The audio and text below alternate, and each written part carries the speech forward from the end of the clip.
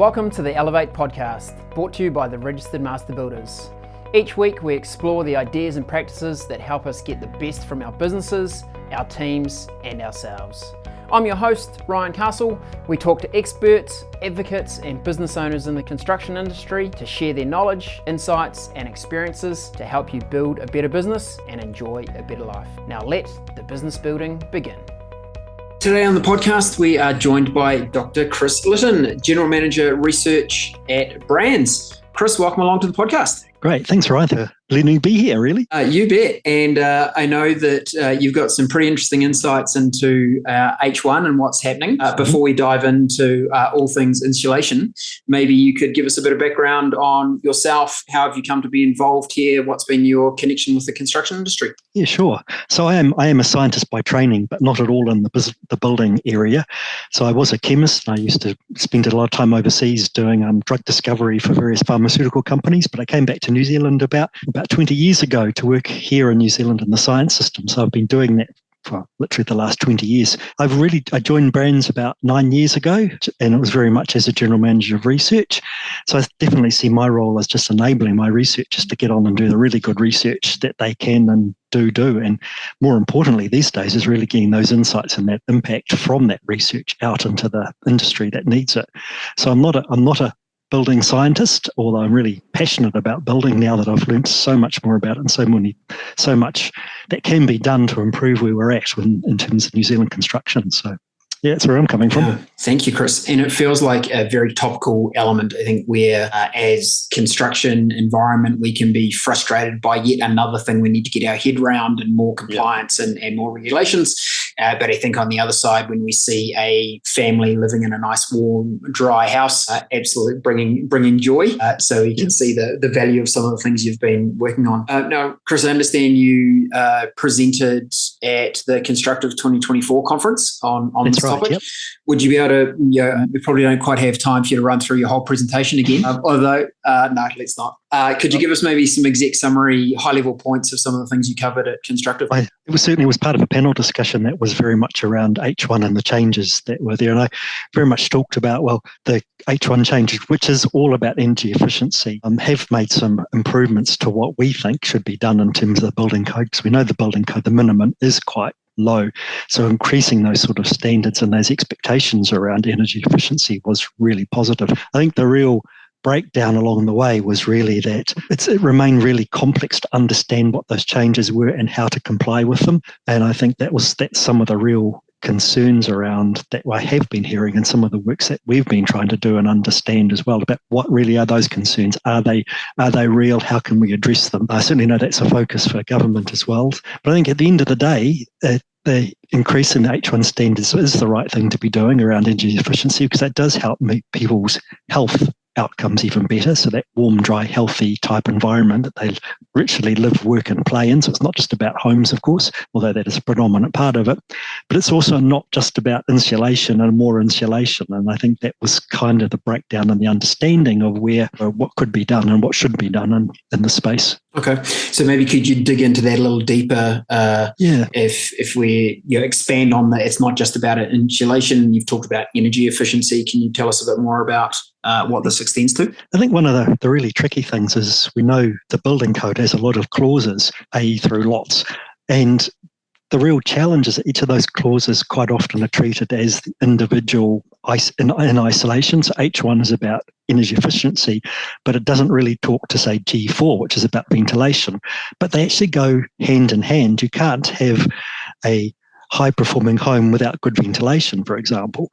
And it's just different ways in which you can think about that. So I think some of that linkages, the energy efficiency, insulation, the ventilation, and even proper construction techniques and things like shading, all sorts of falls together into a really complex puzzle. I mean, this isn't just building a Lego house. This is really complex type of stuff we're thinking about. And sometimes it's really hard to get your head around it.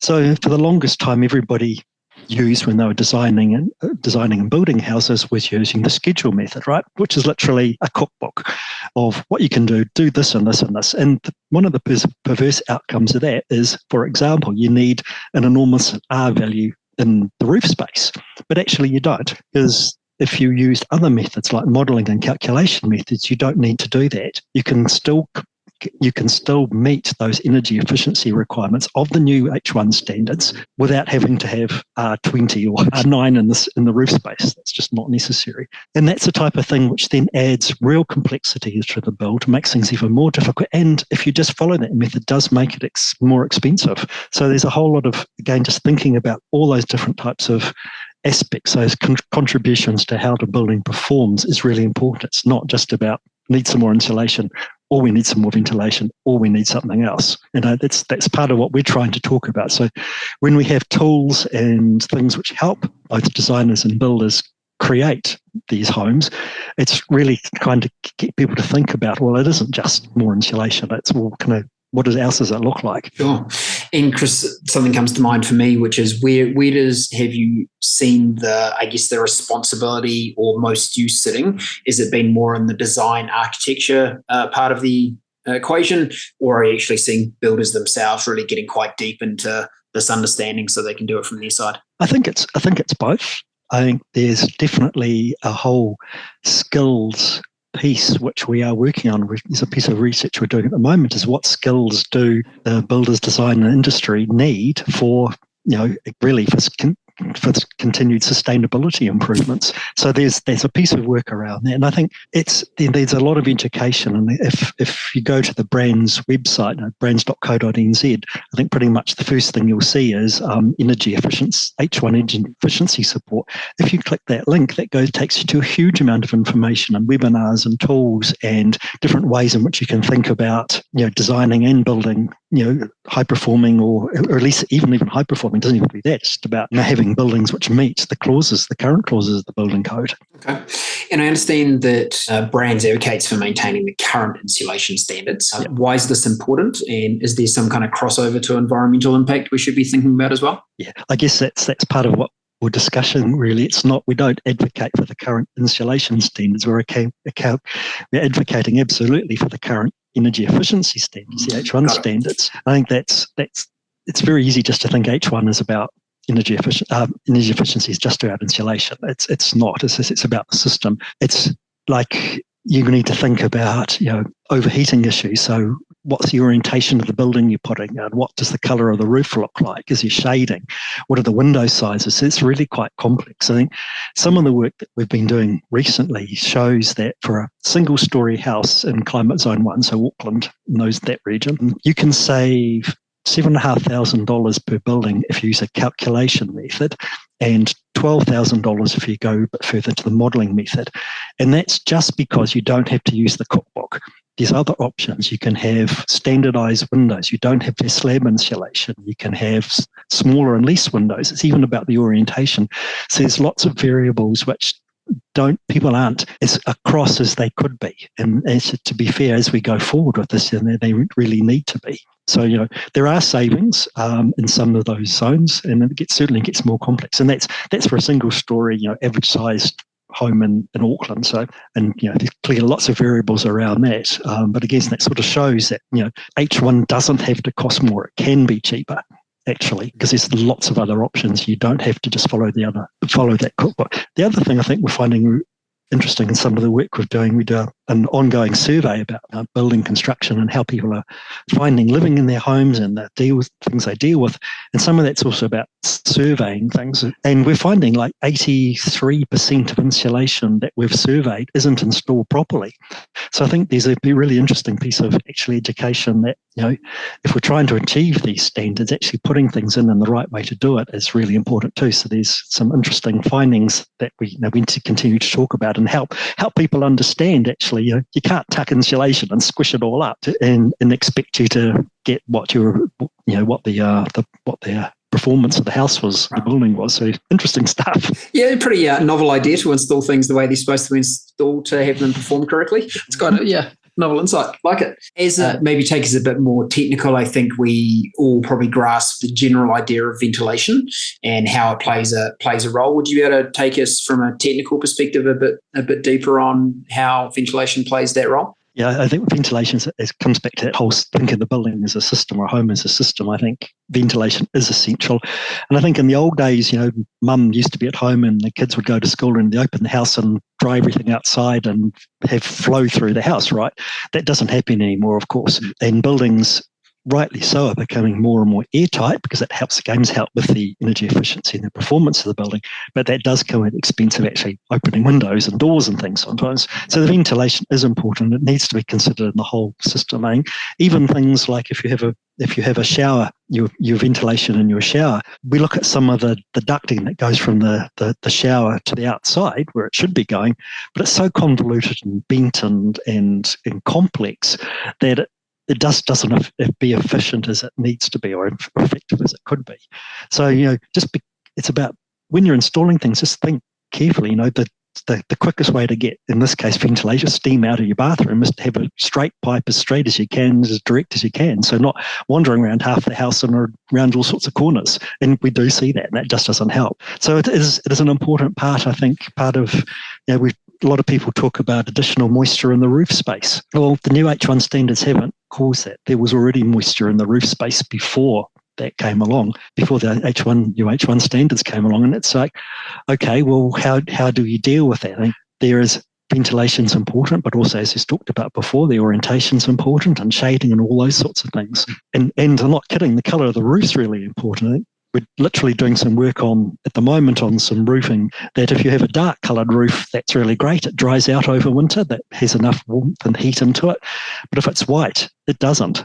Those lighter colours just don't dry the sort of roofing out. So I'm not saying you shouldn't have a light coloured roof, but if you do, well, what are the other alternatives to ventilate under that? So it's not just black and white. That's why the schedule method doesn't work in the way it should do. There's so many variables, and to be fair, that does make it complex. And I know that it's hard, but that's part of what the skills and the training that we're also trying to promote through what we're doing, what government's doing, what others are doing. Okay. Chris, I feel like this conversation would have been super helpful for me a couple of years ago, because in the last 2 years, I've re-roofed 2 properties and I went with light colours on both of them. So there you go. Yeah. Knowledge is power. Yeah. I'm passionate about this business, but the more I learn about it, the scared I am to. I never want to build my own home, but it's all right. We can deal with that. Got it. You talk about the access to education and understanding. Where are the best resources for builders, designers to go and look at these things? Yeah, I've got to talk about the BRANZ ones, of course. The BRANZ, heap of stuff on the BRANZ website about the work we've done around for training people up. Of course, Master Builders has their own types of work programs and understanding and education in that space too. So you can clearly go there. Again, the BRANZ ones, we work really closely with designers, architects, Passive House, Green Building Council, government, everything to really try and put together packages that make sense to the audience. So with architects, designers, builders, whatever. So all of that's on the BRANZ website. There's heaps of stuff there from the previous webinars we've done. We're thinking about what the future looks like and continuing that education. So there is a lot around. Of course, we're publishing in Build magazine regularly and newsletters and stuff like that. So there is a lot around. You just need to go and look for it, to be fair, and keep across of what's going on. And I know that can be busy trying to do what you're trying to build and have a business in your own right, but actually this is important stuff. It's going to make it easier for you in the long run. So if you can spend some time looking through and learning and keeping up with those developments, it really is advantageous. Okay. And we'll make sure we put some of those key links in the podcast show notes so people can access those easily. I think we're already aware of the links to the BRANZ, to building.govt.nz, and for also some of the presentations that came out of Constructive. So we'll make sure those are all attached to the show notes so people can access them easily there. Chris, when we think about the H1, so they are now part of the New Zealand Building Code. They are requirements right now. So this is not, hey, be ready, they're coming. It's like they're here. So jump on. Right. You need to understand these to make sure your houses are compliant, and we all in the construction industry know the challenge of submitting houses for approval and then finding out that something's not right. So better to invest the time up front, understand and make sure things are compliant before they go in for approval. And I think it would be fair to say this is really only the start of increasing those requirements.